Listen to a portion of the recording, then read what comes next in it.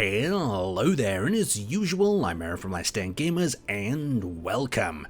So today we're spotlighting another beautiful ship from the Steam Workshop, and here in front of us is the SF Beluga. This is a Navigator class frigate. I don't know if that's just a made-up class, but this is a beautiful combination. This is like a small ship gone wild combined with a large ship, so it makes for a beautiful hybrid. So we're going to tour the exterior and then we'll tuck ourselves inside. So before we have a look around the detail up close, I just want you to pay attention. So you can see we've got three small ships wrapped around the front of the ship over here.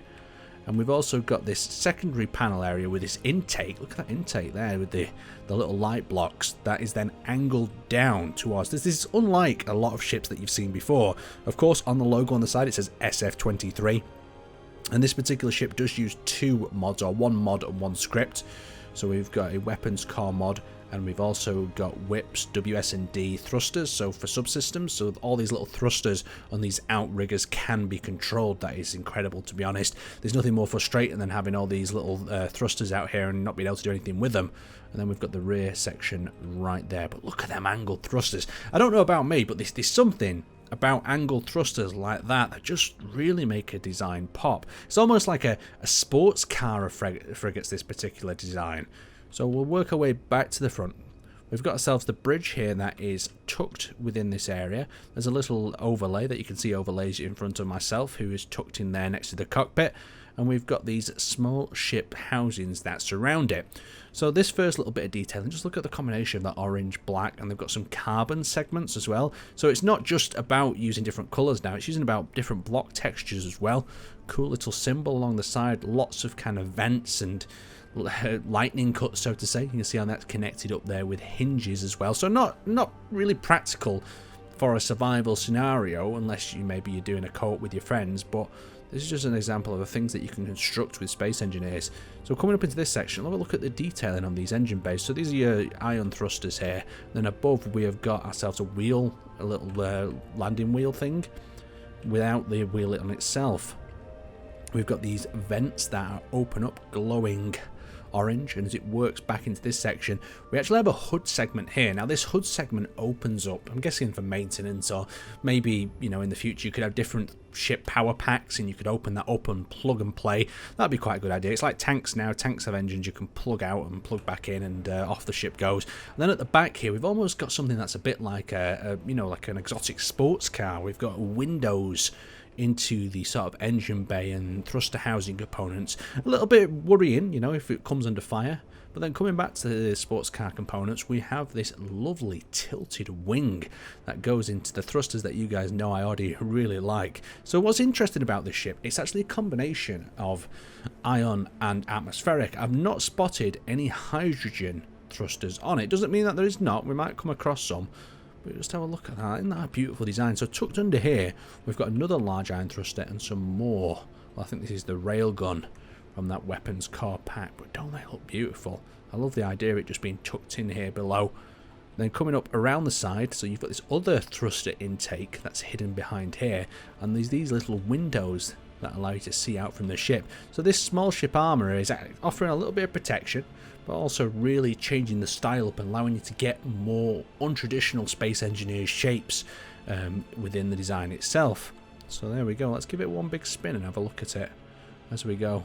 So just having all these angles line up and building the individual panels and then connecting them up and making sure that they all stick together is quite a big effort within Space Engineer itself. So this side's got the HO3.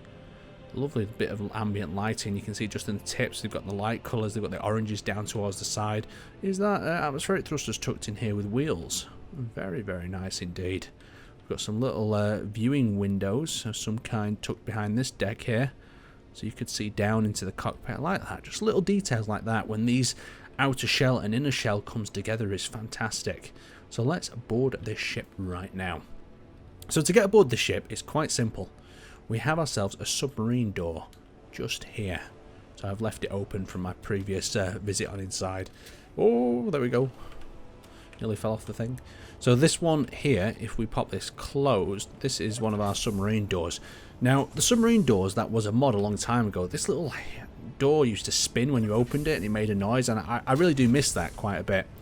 So with this airlock, you've got one airlock on this side and one airlock on there, so you can grab your suit, grab your equipment and move into that next section without depressurizing, like I showed you there. And then we've got whip subgrid on this computer playing here in the background. We've got some cargo, nothing in there of course, some generalized freight, and we've got a very simplistic interior. And I understand this because with all them angled components in the side and then all the thrust towards the rear and cargo capacity, yeah, this is the sort of interior that you're going to be left with. These little access ways and backs of panels over here as well. Really nice. Some of these new blocks can really pull off some different shapes. We've got a little shower and bathroom up here.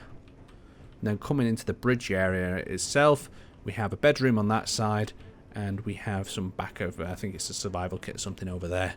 So here's the bridge seat. Very movie-esque. Got that wide open cockpit. You can see the tips of the small ship grids.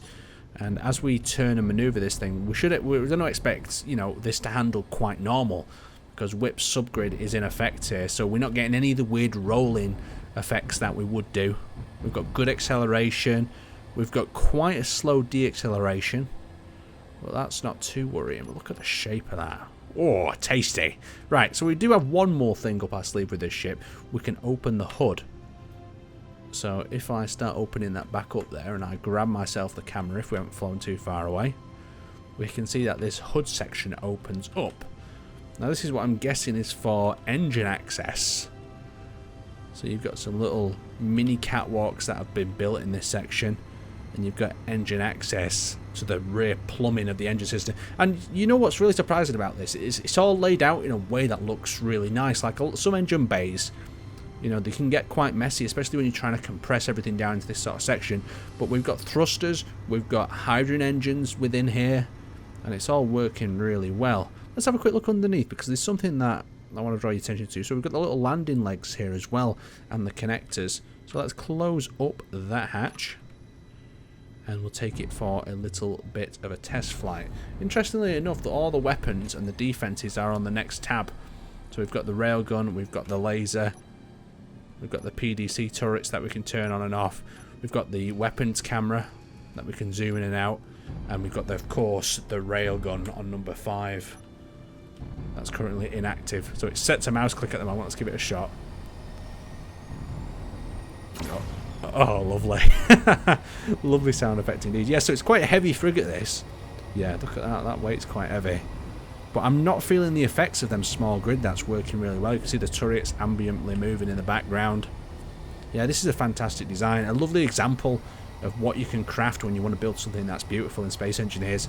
Well, hopefully this has provided you with some exciting ideas and inspiration for your own builds. I'd like to thank you guys for watching. If you're interested in checking out this ship for yourself, there is a link down in the description of this video, and I will see you next time.